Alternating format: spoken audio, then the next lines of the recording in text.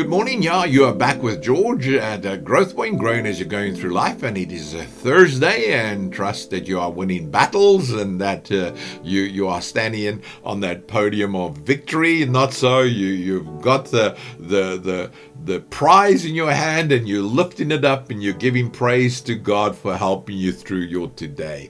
What are we going to be talking about today? Well, today, trust God. Come on. My whole life is built on this, trusting God. I trust God for everything in my life. There's not a day that goes by that I do not thank God for my daily bread. Notice this, that God says daily bread. Daily, He gives me that what I need to face my day today. I don't know what your need is. I don't know what is happening in your life. I trust that God is on the throne, that He's leading you and perfecting you in certain areas of your life. But the main thing that I want for you to do today is to trust God. So let us start by asking this one question. In whom do I put my everyday trust in? Well, I do thank God for my boss that pays my salary, not so.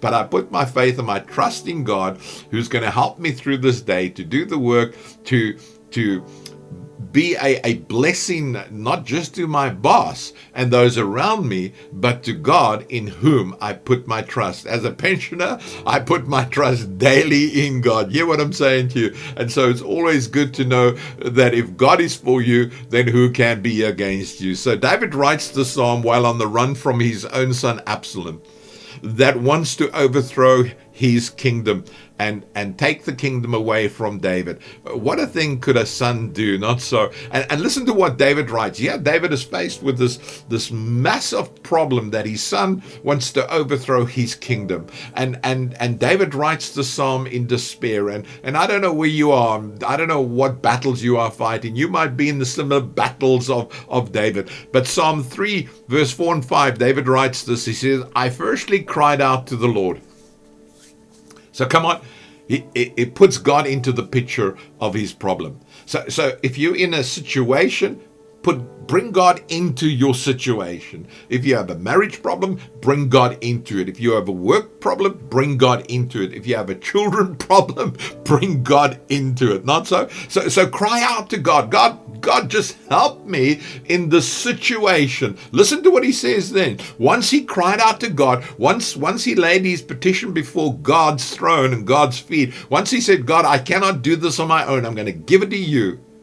Then I lay down and slept in peace and woke up safely, for the Lord was watching over me. Who's watching over you? Come on, who have you given your life to? Who have you surrendered your heart to? Who do you put your faith and trust in? I put my faith and trust in God. This is why I cry out to God in despair at time. I cry out to him and saying, God, I need your help. I need your help in this situation. And once I've cried out to God, I leave it with God. And the problem with many of us is we cry out to God, we surrender our problem to him, and then we pick it up and we walk away. And that will not enable us to have a good night's rest at the end of the day. And also, there is so much turmoil in the world today. Everything around one seems to be falling apart. The devil seems to be at the front door of most people's lives. He is like a prowling lion, putting fear into the hearts of men and women.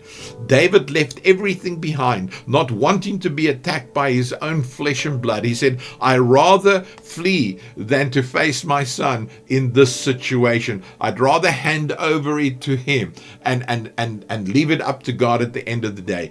But in his flight, by a fear-driven heart, by not wanting to bring harm to his son, he runs and hides. If you know the story, it doesn't end well for Absalom. His long hair is caught up in the tree branches. There he's hanging by his hair. Joab, David's commander, kills him while hanging helplessly. You can go and read this in 2 Psalm 8, chapter 18.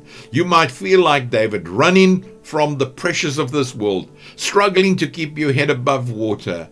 Petrol prices rising, food prices are eating out our monthly check, job opportunities are limited, house rentals are becoming unaffordable, electricity is kind of being the thorn in our flesh. Our spiritual Absalom is on our heels. But listen, what did David do? He cried out to the Lord. I want you today, no matter what you are facing, I want you to cry out to the Lord and leave it at His feet. So come on, why not? Do that and leave those problems at the feet of Jesus Christ.